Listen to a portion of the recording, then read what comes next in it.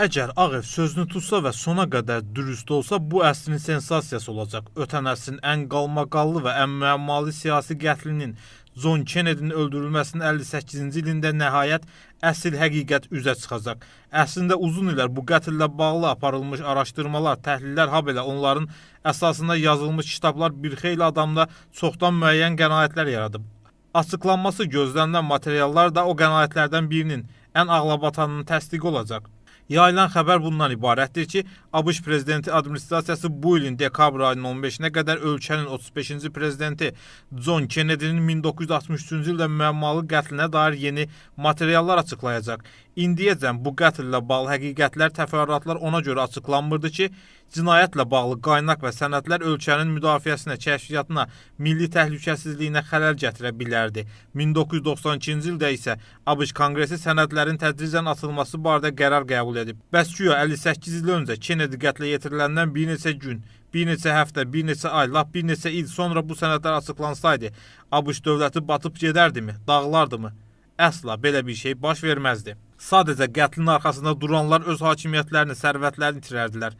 Məhz ona görə də onlar bu qətlin üstünü ört-basdır ediblər və cinayətin üstündən 50-60 il sonra asılmalı olduğunu qənaətləşdiriblər. ABŞ Konqresinin açıqlayacağı sənədlərdə Kennedy'nin qətlində eks-prezident Lyndon Johnsonun və FTB-nin direktoru John Edgar Hoover'ın adları çəkilib-çəkilməyəcəyindən asılı olmayaraq bütün izlər onların və ABŞ-ın dərin dövlətinin üstünə aparır. Lyndon Johnson Kennedy'nin prezidentliyi dövründə ABŞ vitse-prezident olub və güllələnmiş Kennedy'nin yaralarının qanlı tənzifi qurumamış, elə Texas ştatının Dallas şəhərindəki aeroportda dayanmış təyyarədəcə prezident andı qəbul edərək ABŞ prezidenti olub. Texasda doğulan Johnson prezident kimi də həmin ştatda doğulub. John Kennedy'dən 9 yaş böyük olan bu şəxs 1960-cı ildə keçirilən seçkilərdə Demokrat Partiyasının namizədliyini irəli sürsə də sonradan ilkin seçkilərdə eyni partiyadan namizəd olan gənc Kennedy'yə uduzub. Ancaq Kennedy böyüklük edərək onu vitse-prezident postunu təklif edib. Kennedy'nin ölümündən sonra o, bu qətlin üstünün açılmasından çox ört-basdır edilməsi ilə məşğul olub. Qətlin araşdırılması üçün yaradılmış Warren komissiyası əlindən gələn hər şey edib ki, əsl həqiqət ortaya çıxmasın. Məsələn, noyabrın 22-sində törədilmiş qətlə görə şübhəli şəxs kimi saxlanılan sabiq dəniz piyadası Oswald noyabrın 24-də jurnalistlərin əhatəsində olmasına baxmayaraq Jack Ruby adlı şəxs tərəfindən öldürüldü. Beləcə qətlin yeganə şübhəlisi məhv edilib. Bəs Jack Ruby kim olub? Gecə klubunun sahibi olan bu adam xüsusi xidmət orqanlarının agenti, məişət pozğunluğu, pulacir və kefsil birisi olduğu məlumdur. Belə bir adam nəyə görə prezidentin qətlinə görə o cür ruhi həyəcan vəziyyətinə gəlməli idi ki, həyatını risk ataraq 3 qat qoruma altında olan qatilə hücum etsin, onu öldürsün. Belə düzməzə heç detektiv filmlərində də olmur. Barəsində güllələnmə kimi çıxarılmış Jack Ruby'nin özünün də 4 ildən sonra həbsxanada ağciyər xərçəngindən ölməsi kələfi daha da dolaşdırıb. Oswald'ın vaxtilə SSR-də yaşaması və rus qızı ilə evli olması göstərir ki, adamı qatil snayper rolunu bilə-bilə seçiblər. Şübhə Sovet dövlətinin üstündə qalsın, sona qədər güclü versiyalardan biri SSR-i izi olsun deyə.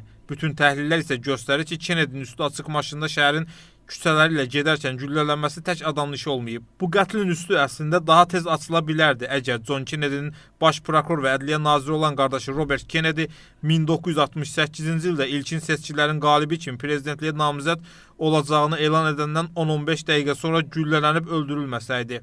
Qətlin sifarişçiləri sanki onun prezidentliyə namizəd olub-olmayacağını gözləyirlərmiş.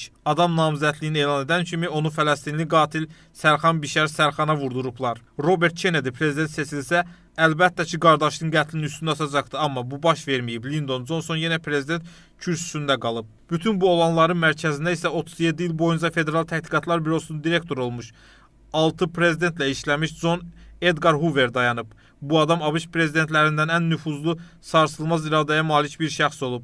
İnformasiya dağarcığı olan Hooveri öz zamanında ABŞ-ın dərin dövlətinin rəhbəri saymaq olardı.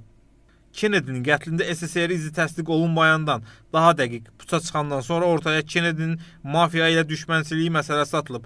Ancaq bu da iz azdırmaq məqsədi daşıyıb. Kennedy SSR rəhbərliyi ilə dil tapmağa çalışan, bir sıra böhranların həlli üçün effektiv addımlar atan bir lider olub. Xruşov onun qətlə yetirilməsi ilə bağlı göstəriş verməzdi. Versə də bunu həyata keçirməyə Sovetin gücü çatmazdı.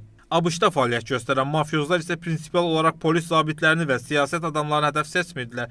Çünki bu onların şəbəkəsinin darmadağın edilməsi ilə nəticələnərdi.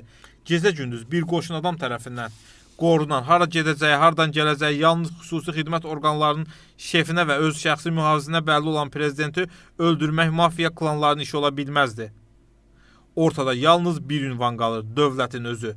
Bəs o zaman dövləti idarə edənlər nədən bu fikrə düşsünlər? Çox sadə səbəbdən. Amerika xalqının sevimlisi olan Kennedy'nin nüfuzu imkan verirdi ki, o 1964-cü ildə keçiriləcək seçkilərdə asanlıqla qələbə qazansın. ABŞ baş bilənləri isə hesab edirdilər ki, Kennedy öz mülayim siyasəti ilə ABŞ-ın ümdə maraqlarını SSR-in ayağına verir. Kremlin qabağından qaçır və bu ABŞ xalqını məhv aparır.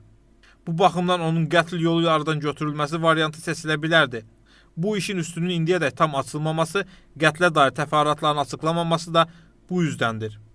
Budur, dekabrın 15-də məxfi sənədlərin ilk hissəsi elan olunacağı bildirilsə də, ABŞ-ın xüsusi xidmət orqanları sənədlərin ikinci hissəsinin dərzinin daha başqa tarixə ertələnməsini istəyib. Milli Arxiv və Sənədləşmə İdarəsi isə hökumətlə müvafiq sorğu göndərib. Baxın, ABŞ dövləti bu sirrin üstünü hələ də açmaq istəmir. Əcəba niyə?